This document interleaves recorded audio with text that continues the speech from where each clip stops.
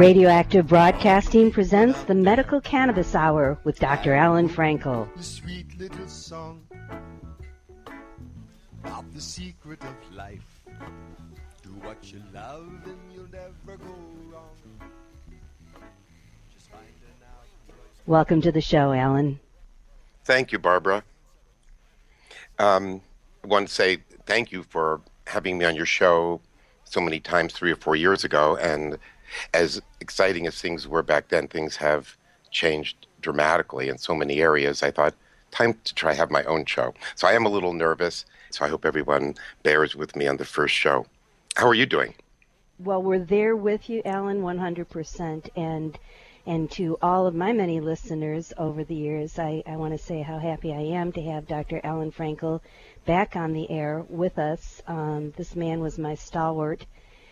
Many people have followed the saga with me of my dear mother as she aged, a beautiful dancer that was stricken with osteoarthritis, and the compassion of people such as Dr. Frankel, who helped her in her later years, was absolutely critical.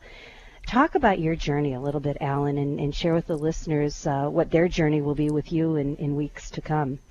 Yes, well, first, I'd like to say what the main reason for my having.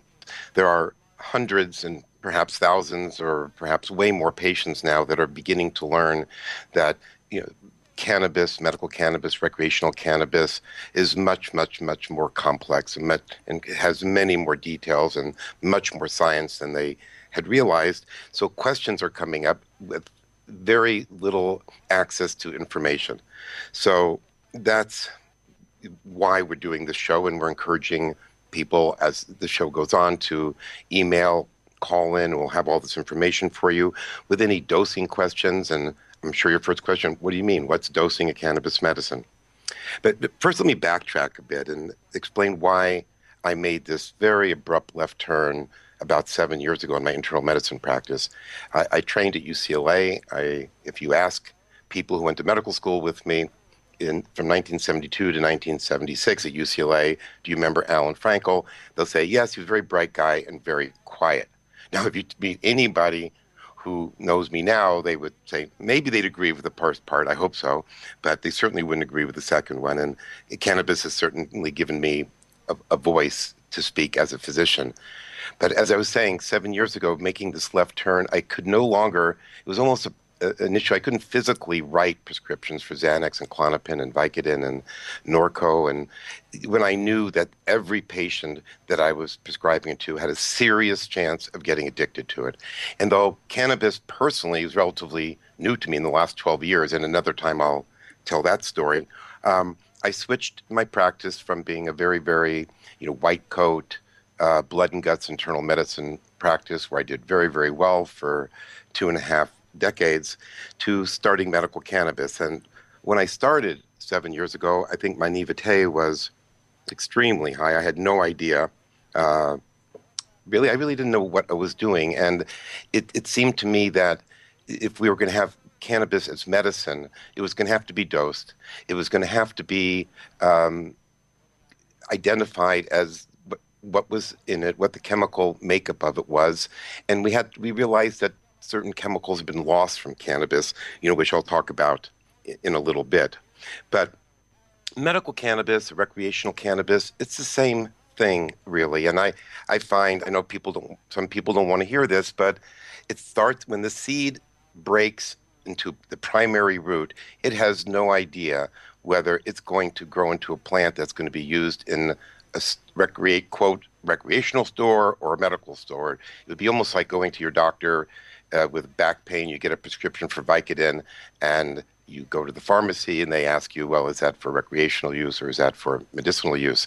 And does the patient often know? No. I mean, we're often confused. So for me as a physician to make a decision as to why somebody's using something is impossible. So my job, I feel, is telling the story, giving the information, giving all the options. The cannabis history story. Barbara, how many minutes do we have before the first break? We have about another 4 minutes. Okay, great. You have time. Okay, great. What is cannabis? I mean, the One of my favorite history of cannabis stories is the fact that 100,000 years ago, which was the beginning of the Neolithic age, which followed the Paleolithic age, if you remember from fourth grade paleontology, was also the time where recently some archaeologists found some caves in, I believe it was North China, that had drawings of bongs and pipes on them that date back approximately 100,000 years ago. Now, in the Neolithic age, starting 100,000 years ago as well, man got control of fire. So if you can close your eyes for a moment, you can picture these two rocks being rubbed together, and boom, this guy wearing some deerskin starts fire, and he remembered the last lightning and fire in the cannabis field, and he got an idea, and he asked his buddy, and that's when it all started. So that may not be 100% true, but it's mostly true, and certainly for tens of thousands of years, cannabis has been used, and whether you want to call it medically, recreationally, it's been used. And again, when patients themselves don't know why they're doing something or using something, it's pretty tough for one of us on the outside to say why they're doing it. So I think it's all about information, education about the medicine. Then jumping to 3,500 years ago, which is about the first time that a cannabis sample was recovered intact, the analysis of it showed, I mean, one, it's way too dry to smoke. You should not smoke it. It'll blow up in your pipe. But more interesting than that is that it had certainly THC, which we all know is the psychoactive, one of the many psychoactive components of cannabis, but it also had CBD, cannabidiol. And you'll be hearing me talk a lot about cannabidiol and guests talking a lot about cannabidiol. Since cannabidiol is difficult to say, we'll keep it to CBD. And let's say that CBD, like THC, is a cannabinoid molecule. I wish these weren't tongue twisters, but they are. But these are molecules that were lost to a large extent by my generation, baby boomers. Apparently, we wanted more psychoactivity.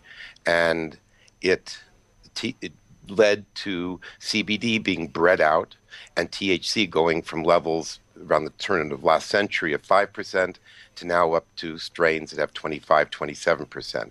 And for most people, that's way too much THC. So the baby boomers are now, I believe, myself included, trying to make up for that. And we've spent the last 4 or 5 years building laboratories so we could test the strains when they came in for what was inherent in them and what their genetics were.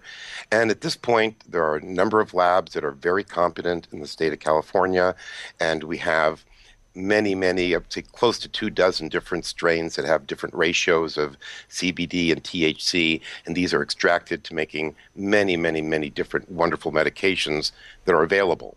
And that is going to be one of the main things we're going to be talking about on this show over and over again. I mean, the details of the medications, what disease processes they can be used for, what the side effects are, other benefits, preventive issues with them. I think CBD is going to be a nutritional supplement and nothing more. It's what we need.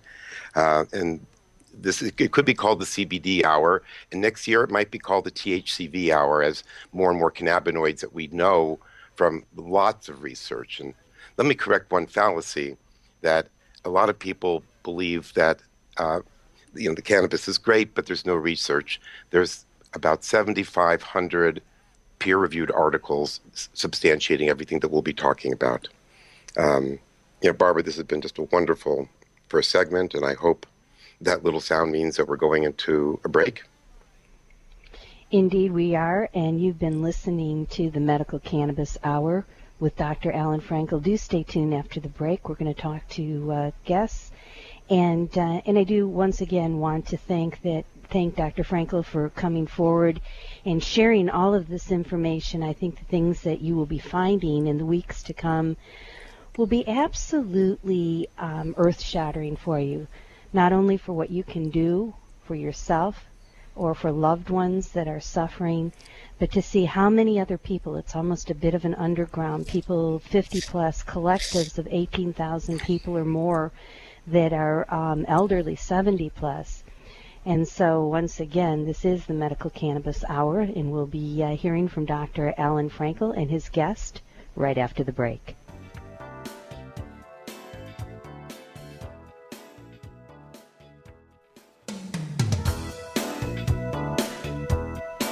Okay. And we are back with the Medical Cannabis Hour with Dr. Alan Frankel. Alan, before the break, we were talking about the evolution of cannabis, but there's also been a revolution that's been tied to it as well. This is such a wonderful medication that is and should be available to patients, is in certain places. We still have the whole federal, state by state.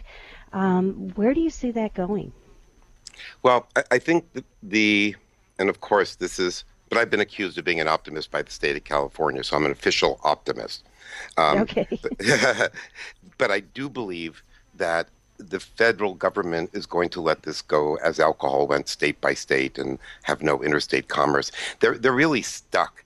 I mean, they've got pharmaceutical companies such as GW Pharmaceuticals in England distributing through Bayer, Otsuka, and other major pharmaceutical companies already in 6 countries where it's being prescribed by physicians on triplicate forms. And it's gone through it's on, I think, the end of phase 3 trials here. In the next 1 to 2 years, it will be legally prescribable in the United States. Our federal government, as you and I have talked on other shows, has the patent for the synthetic synthesis of CBD. So clearly they do feel it has great value. They have another 149 cannabis patents. There's 55 grows that were approved by the federal government that pharmaceutical companies are growing, and somewhere between 10 and 20 licenses for the manufacturing of CBD. This is in addition to decades of work tied with our federal government and Israel, with Dr. Raphael Meshulam, with physicians in Spain, and the patents that the United States has overlap with the patents, these other international patents. So the federal government is really stuck.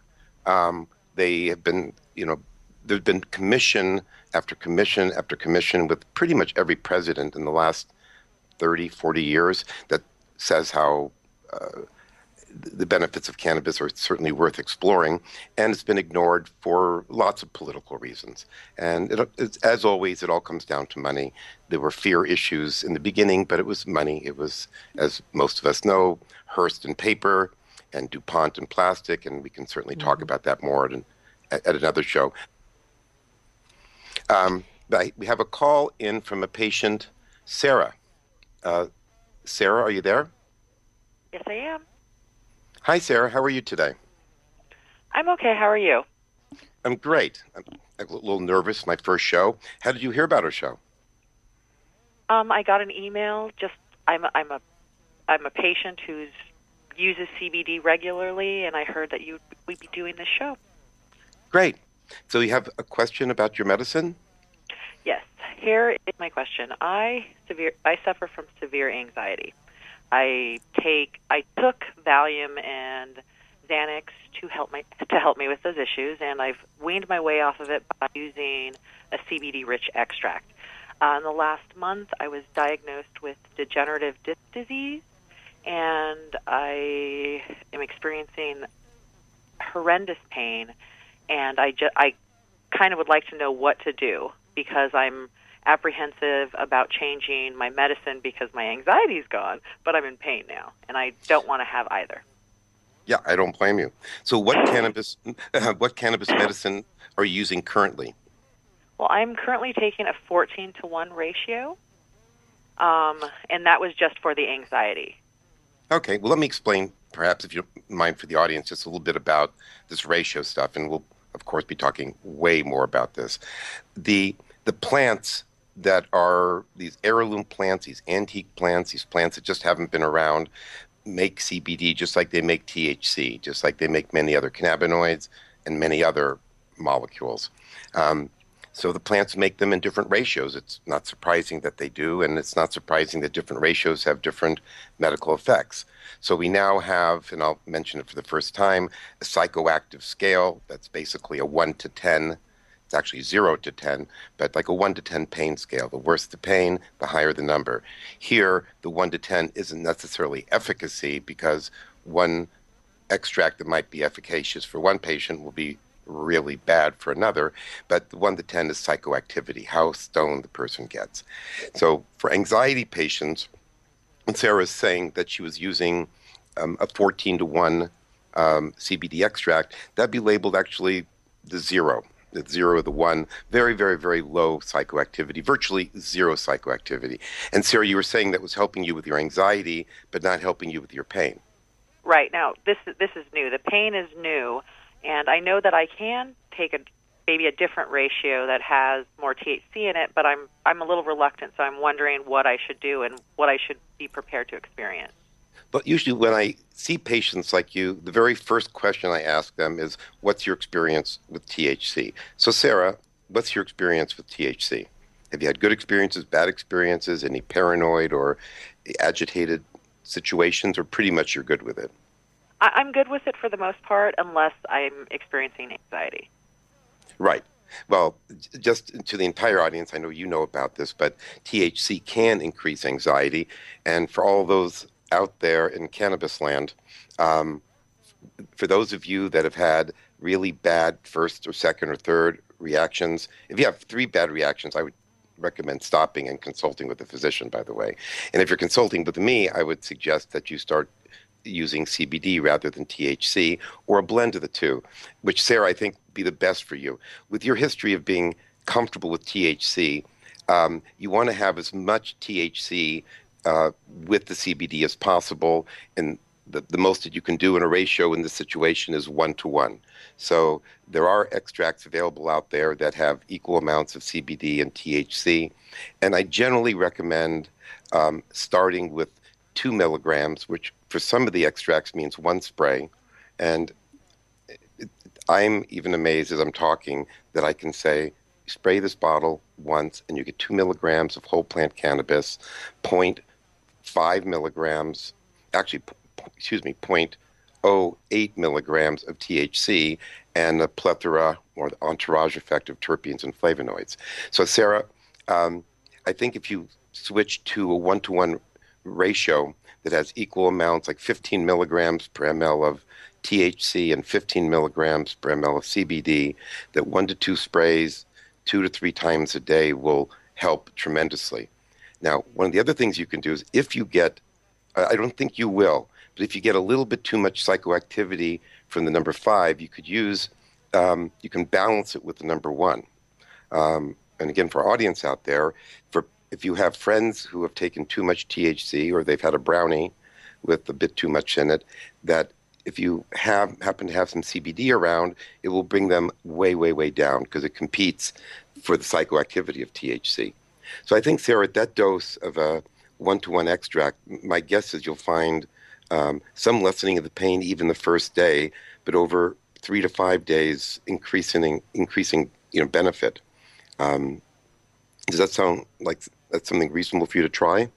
Oh, absolutely. That sounds wonderful. If I was able to wean myself off of Xanax using a CBD-rich extract, I'm looking forward to trying this and hopefully not having to use any of the painkillers that Big Pharma would like me to become addicted to. Yeah.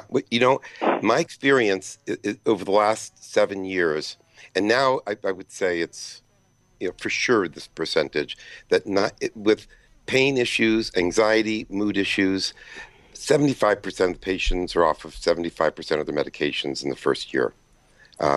So it certainly doesn't fix everything. And sometimes, I think, Sarah, you'll find that the number 5 will work great on your pain, and to have the same or very similar medicine, just in different ratios, work for a certain pain syndrome or neurological degenerative disease or anxiety is pretty amazing. And one of the more, not quite troublesome, but difficult things to discuss is why CBD works so well for so many people. And I think the reason is because it's a nutritional deficiency that we were treating ourselves for tens of thousands of years with hemp with. And so, Sarah, do you know how to go about getting a 1 to 1 extract for yourself? I do, but do you have any suggestions on any places? Can you suggest? Do you know anybody reputable? Well, as a physician, although there are different interpretations of the law, I am not able to give you the name of a collective to purchase it at. I can, however, give you the name and the phone number if you call the office afterwards or just check out their website, patientinformationcenter.com. Okay, so the patientinformationcenter.com is where I should go and look?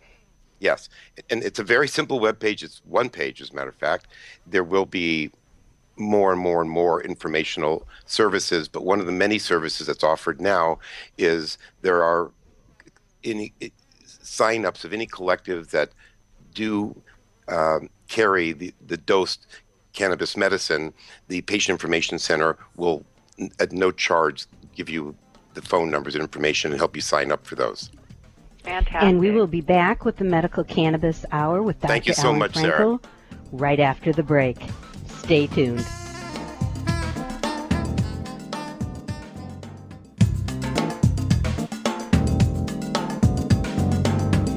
And we are back with the Medical Cannabis Hour with Dr. Alan Frankel.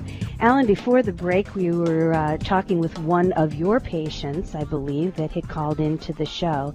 And I know as a doctor you can't specifically give advice to patients that you haven't seen, but you are giving very solid and good general information about cannabis and how it relates to people's different health conditions. I think that we wanted to share for people who are listening, it's always best to check with your doctor. Unfortunately, most people don't have a doctor to check with. I know when my mother was suffering so deeply, and I did check with her doctor said, absolutely, medical cannabis would be a great thing for her, but I can't talk to you about it, and I cannot prescribe it, and won't. I'm not going to put myself in any jeopardy. What's a patient to do? Well, that's why we're starting this radio show, Barbara. They can call in to the radio show, and I can answer questions to the best of my ability, as far as I know, totally legally, using my freedom of speech, which is, by the way, that was in 2004, the Dr. Conant decision where he sued the federal government and won because the feds were coming down on a physician, I can't remember the exact case details, for issuing a recommendation or a suggestion. And the issuance, as long as a patient resides in the same state as the doctor, is free speech, is protected by free speech. Now, information about the medication is talked about as being something that's not tolerated or accepted or legal, but it's just not true. It never says that anywhere. The doctor is not allowed to aid in the purchase or delivery of the medicine. That's it. We're expected, I believe, everybody expects us, and I can't imagine a jury who would not expect a doctor to recommend how to take the medicine. And it just doesn't make sense. If we have a medical system and you're telling doctors not to give patient information, and then they're not. Nobody's saying that. And it's our obligation as physicians to do this. And we just keep the names of collectives quiet because we don't need to do that. And that's why the Patient Information Center came into existence. Physicians need a way to help a patient find dosed cannabis medicine. Physicians, in my opinion, do not need to help patients find a place to get cheaper weed to smoke. They can do that on their own and on their own time. And if this were legal, I would certainly help. But we need help on the medical end. These are seriously ill people. And I believe that all the patients in California that want to smoke already smoking. It's the other 80% who want non-smokable dosed, consistent medicine, and hence the Patient Information Center and our guest, Harvey. How you doing today, Harvey? I'm doing well, Dr. Frankel. How are you today? I'm great. This is my first time on the radio. So I'm getting into it. Well, great. Well, it's a first for me as well. So, Harvey, could you tell us a little bit of why the Patient Information Center was started? Sure. The Patient Information Center was started to be a resource for not only patients, but also for physicians for alternative and complementary therapies. And what our real focus in the medical cannabis industry, we're focused on nutraceutical products, nutritional products as well, but in the medical cannabis industry is on consistent measured dosage of various cannabinoids in a medically deliverable form, so that you truly are looking for dosed medicine so that a physician who either wants a patient to have a certain concentration of various cannabinoids can recommend them to the Patient Information Center, and we can help them locate that in the various dispensaries or other avenues that are available for them to acquire the medicine. Great. And how is it going? Are you getting calls from patients or physicians referring in? It's going very well on all sides. We get calls in from patients that are looking to locate specific medications or have questions about what medications may help them in their conditions. Now, we're not doctors, and that's one of the things we tell anybody who calls in, that we are not a doctor and we cannot give medical advice. But what we can give them is information relative to specific conditions that's available through other resources that we have, articles that have been published on the Internet or through various publications that discuss topics such as anything from anxiety to treatment of cancer. And that is what we provide the patients with. And we can refer them if they really have a condition. What we don't want is people trying to self-treat and worsen their condition or create other issues for themselves. So we like to have people that call in who are looking for some sort of cannabis solution to their ills after they've looked at many of the conventional medicines or medications or treatments that are used.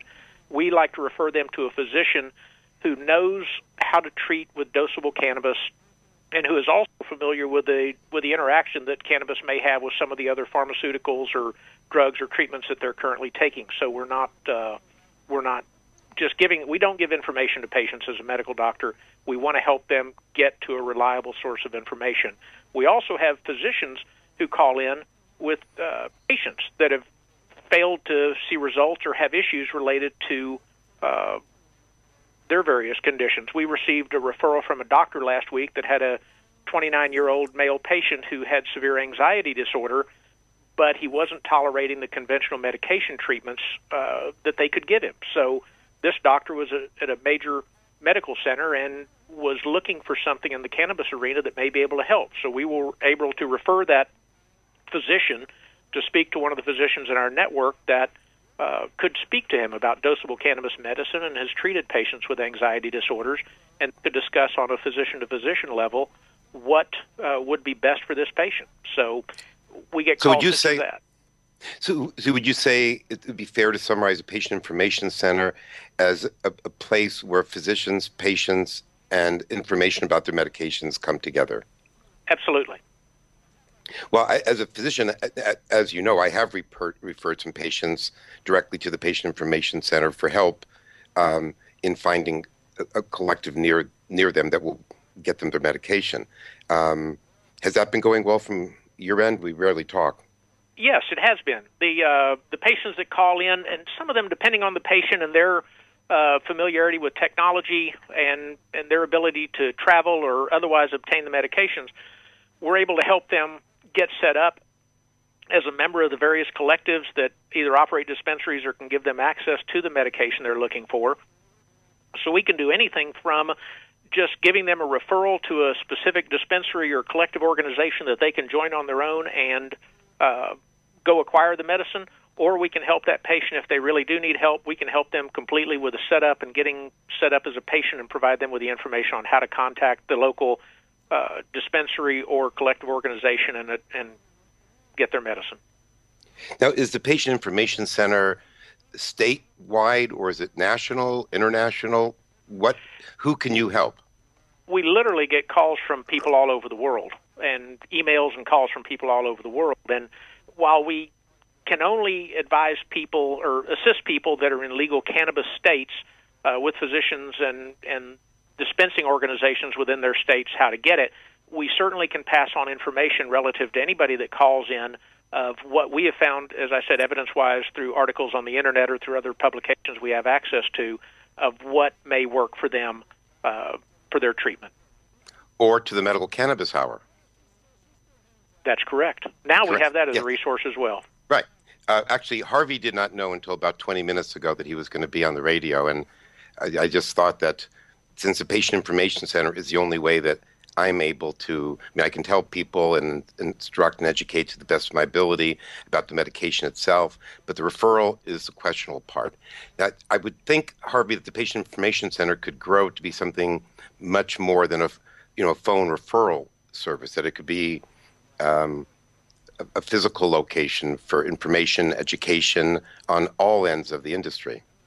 Yes, we certainly expect to grow it and provide more services in more areas of medicine to the patients that call in and become more of a resource to them with a physical location as well as an expanded internet presence. But our desire at this point is really, in the simplicity of our website, is to have people either call or email us so we can discuss what their needs are and help them through it, which a lot of them are also looking to talk about their condition.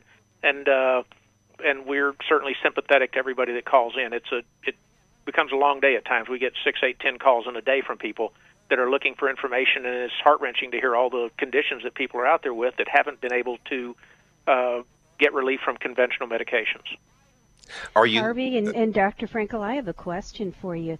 Patients are so concerned about their privacy.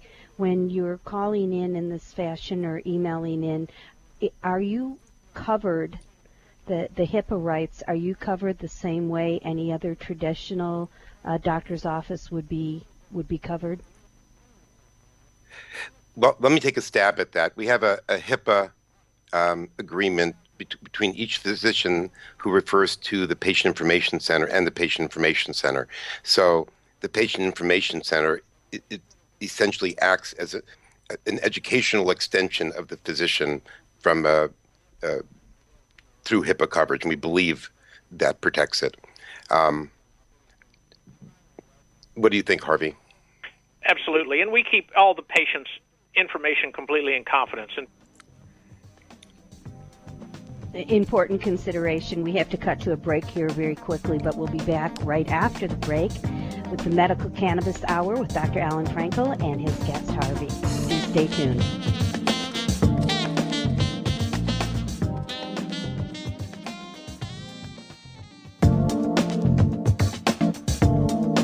And we are back with the Medical Cannabis Hour with Dr. Alan Frankel. If you'd like to ask Alan a question, the number is 877-711-5211.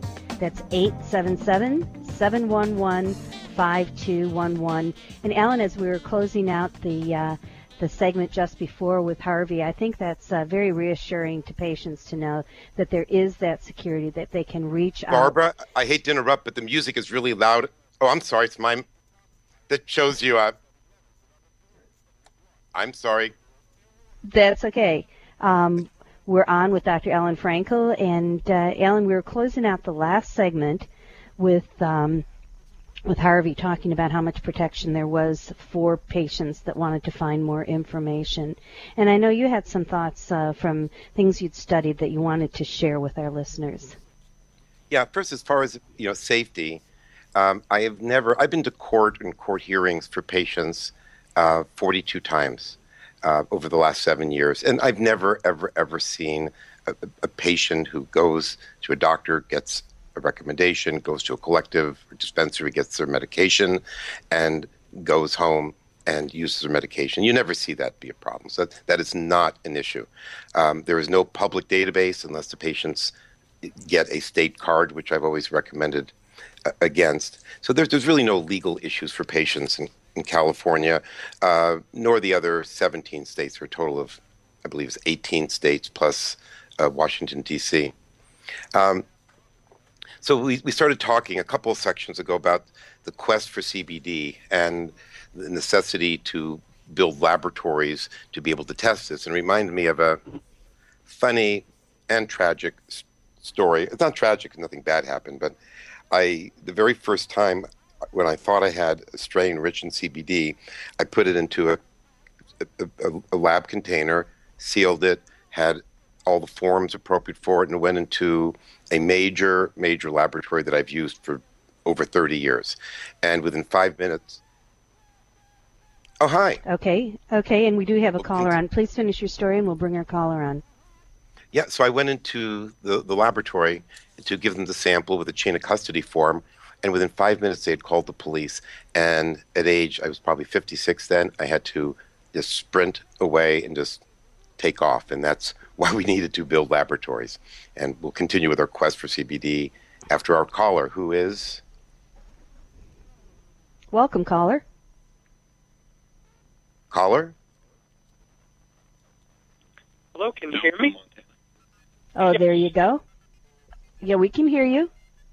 Okay, Dr. Frankel, I heard your show several years ago when it was aired. on a Montana station, and I'm happy to hear that you're back. The environment for medical cannabis in Montana has greatly changed over the past year, and they have closed many of the collectives. There are very, very few doctors that are available to prescribe medical cannabis. And my question is, how do you determine the type of cannabinoids and the type of medications that are specific to different types of diseases or ailments? It doesn't seem like we really have that availability here, and I'm just wondering how you go about finding that out. Well, I mean, this is a completely random call, and this couldn't have been a better planted call. I mean, Barbara, you're asking exactly what my last 4 years have been about, precisely. And the information and the studies and the literature in this country are, not nearly what we have around the rest of the world.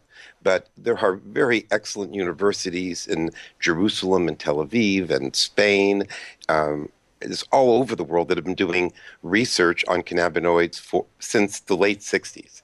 CBD and THC were identified in the early 60s and mid-60s by Dr. Raphael Mechoulam and the entire endocannabinoid system in the early 90s. So it's been around for a very, very long time. In my experience, over the last 3 years, I've dealt with thousands of patients with dosed cannabis medicine. And when you ask what type of cannabis medicine might work best, or what strain of medicine might work best for a particular condition, the reason that there's so little information on that is I might feel a strain is one thing, you might feel that strain is something else, and the person who's selling it to you might think it's a third. Unless everything is tested, you'd have no idea. But even though I'm certainly, and this will come up many times, I am not against smoking cannabis. I'm not. I personally enjoy it. I'm not embarrassed to say that. But if I have for my back pain or my knee pain, smoking cannabis just doesn't work well, but taking dosed CBD medicine works extremely well. So we now, over seeing thousands of patients and also reviewing so much of the world's literature, we have a pretty good idea of not which strain is going to work, because that is just not an effective way of doing it. It's not the most effective way of doing it. The most effective way of doing it is to take advantage of dosed cannabis medicine. And it does seem, and it always has seemed, redundant to me to talk about dosed medicine, because there aren't very many medicines that, without knowing what they are, that you can use them to advantage. So there are many, many strains that have now been uncovered that we've grown over the last 3 years, and we've taken those plants and extracted the oil from them and used the oil to make medicines.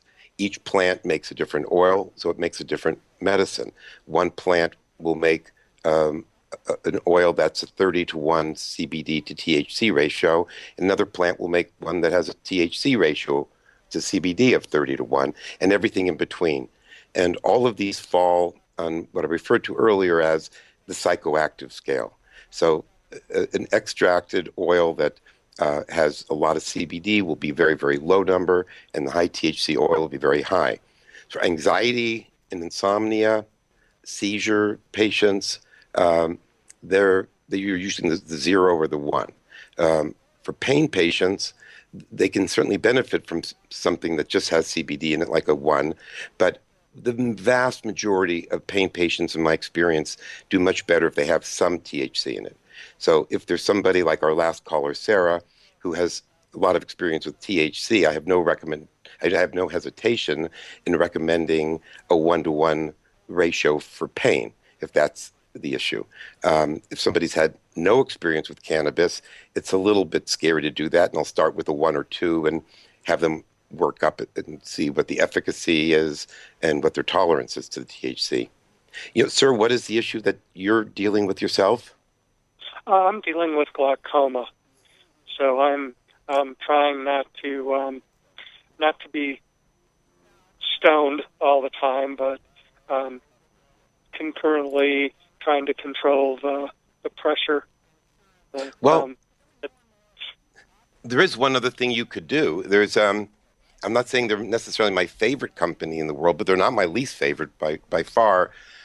Dixie X, DIXIEX.com, and they ship CBD capsules and liquid all over the world without any prescription or anything else. And whether it's totally legal or not, nobody knows, but nobody's doing anything about it. And certainly, I would not believe you'd be at any risk for getting these. Sure. And that's one very simple and, from your end, very legal, easy way to get it mailed to your house. The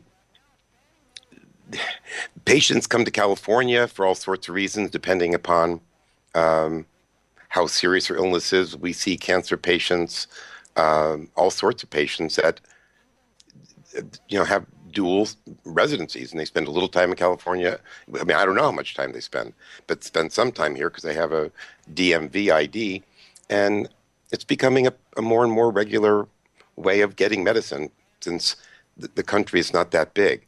But I'm very sad to hear what's happened in Montana, and it's just governors, as opposed to Washington and Colorado, where we have governors, because this is the governor's issue. The Fed's putting pressures on the governors to turn down what the people want. Now, I think what we're going to be seeing is that's going to be changing, because we're well over 50% approval on recreational cannabis, let alone, quote, medicinal. So politicians in the next major election, cannabis is going to become a relatively non-issue. I believe the Feds are going to back off, and then the states won't be under the pressure, and I think you'll have it back in Montana. But I hope so. But I would check out, Dixie X, and you can definitely get CBD, from them. Let's close. Thank you very much for calling. Keep listening to the Medical Cannabis Hour, sir, and please pass the information around to your friends. It sounds like you've heard Dr. Frankel before. Thank you. Thanks so much. Well, since we just have a seconds left, I'm just going to introduce what we'll be talking about next week. Whole plant-based cannabis medications. And I'd like you to close your eyes and think about a little seed that gets watered, and a primary sprout comes out, and then 2 roundish leaves, and then 2 more leaves, and before you know it, in a few months, you have this beautiful plant that's just organically extracted into an oil. And that's the golden oil of the medicine of cannabis. And I hope to teach and educate more, and I hope to learn more. This has been the Medical Cannabis Hour.